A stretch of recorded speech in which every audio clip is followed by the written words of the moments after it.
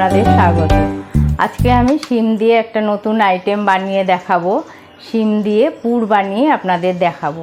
চলুন দেখা যাক আমি কিভাবে করছি। শিমের পুর বানানোর জন্য এখানে আমি 8-9টা শিম ভালো করে ধুয়ে নিয়ে নিয়েছি। এখন আমি এইগুলোর মাথাটা ছাড়িয়ে নেব একটা ছুরির সাহায্যে।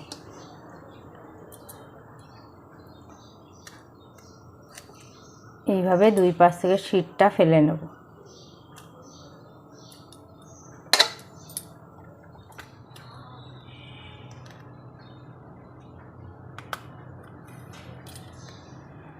আমি পুর বানানোর জন্য একটু চওড়া শিম নিয়েছি আর বড়। এইভাবে আমি সব সামনেটা আর পেছনের ইয়েটা ছাড়িয়ে নিলাম। এখন আমি সিদ্ধ করতে দেব। আমি শিমটাকে ভাপিয়ে নেওয়ার জন্য কড়াই বসিয়ে দিয়েছি। কড়াইয়ের মধ্যে জল দিয়ে দিয়েছি। এখন আমি শিমগুলোকে ছেড়ে দেব। 3 থেকে 4 মিনিট আমি ভাপিয়ে নেব। খুব বেশি নরম করব না, নরম হলে ভাজতে অসুবিধা হবে, সুন্দর হবে না জিনিসটা। এই জন্য একটু ভাপিয়ে নেব। ঢাকনা দিয়ে দিলাম। 3 থেকে 4 মিনিট এটা হবে। 3-4 মিনিট হয়ে গেছে। এখন আমি গ্যাসটা বন্ধ করে দিচ্ছি। এখন ঢাকনাটা খুলে আমি শিমগুলো তুলে নেব।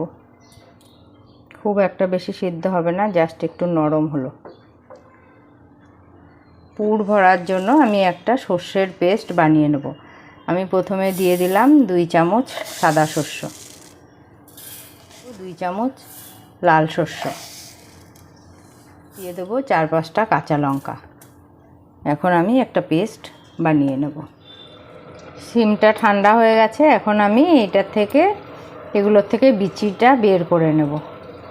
এইভাবে মাথাটা ফাঁক করলেই বিচিগুলো বেরিয়ে আসবে। এই বিচিগুলোকে আমি সর্ষের সঙ্গে পেস্ট করে নেব। পুরটা বানানোর জন্য আমি কড়াইতে 2 চামচ তেল দিয়ে দিলাম।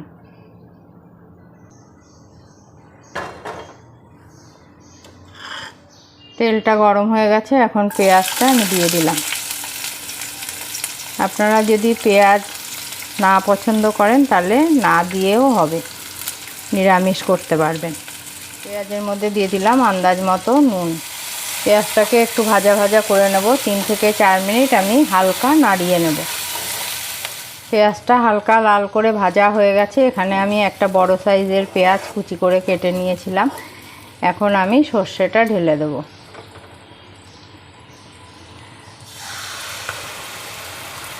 আপনারা এখানে আপনাদের শিমের আন্দাজ বুঝে সর্ষেটা কম বেশি করে নেবেন।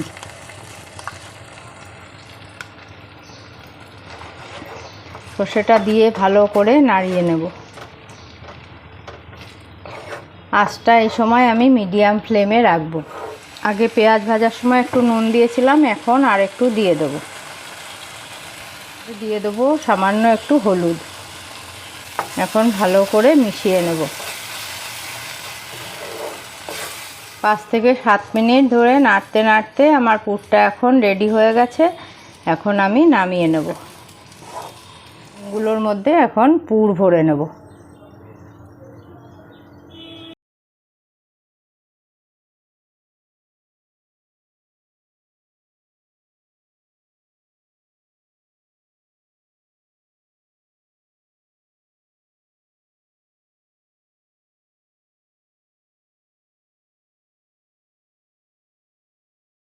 এইভাবে আমি সবগুলো শিমের মধ্যে পুর ভরে নেব। শিমের পুরটাকে ভাজার জন্য আমি একটা ব্যাটার গুলে নেব। এর জন্য দিয়ে দেব 2 চামচ চালের গুঁড়ো, দেব 2 চামচ ময়দা। এখানে বেসনও ব্যবহার করা যেতে পারে।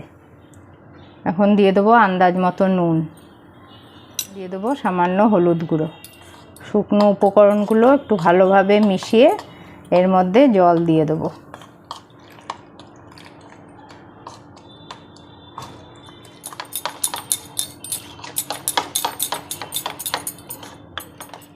আমার ব্যাটারটা তৈরি। এখন আমি শিমগুলো এর মধ্যে ডুবিয়ে ভেজে নেব। ভাজার জন্য আমি তেল বসিয়ে দিয়েছি। তেল গরম হয়ে গেছে। এখন আমি ব্যাটারের মধ্যে শিমগুলো ডুবিয়ে কড়াইতে ছেড়ে দেব।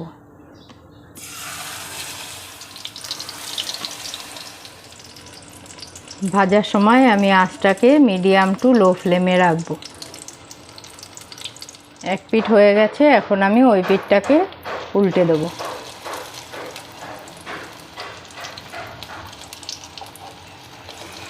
এইভাবে দুই পিঠ আমি ভালো করে ভেজে নেব। দুই পিঠই আমার লাল করে ভাজা হয়ে গেছে, এখন আমি তুলে নেব।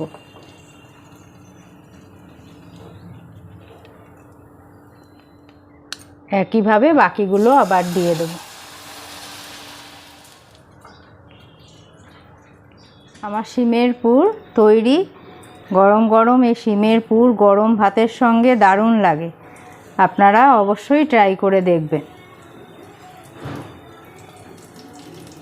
শিমের পুর আমার তৈরি। এটা একঘেয়েমি শিম খেতে খেতে ভালো লাগে না, এটা একটা নতুন ধরনের আইটেম, খুবই ভালো লাগে খেতে। গরম ভাতের সঙ্গে তো অসাধারণ লাগে। আপনারা অবশ্যই ট্রাই করবেন আর আমাকে কমেন্টসের মাধ্যমে জানাবেন কেমন লাগলো। নেক্সট দেখা হবে অন্য কোনো রেসিপির সাথে। আজকে এখানেই শেষ করছি। ভালো থাকবেন, সুস্থ থাকবেন।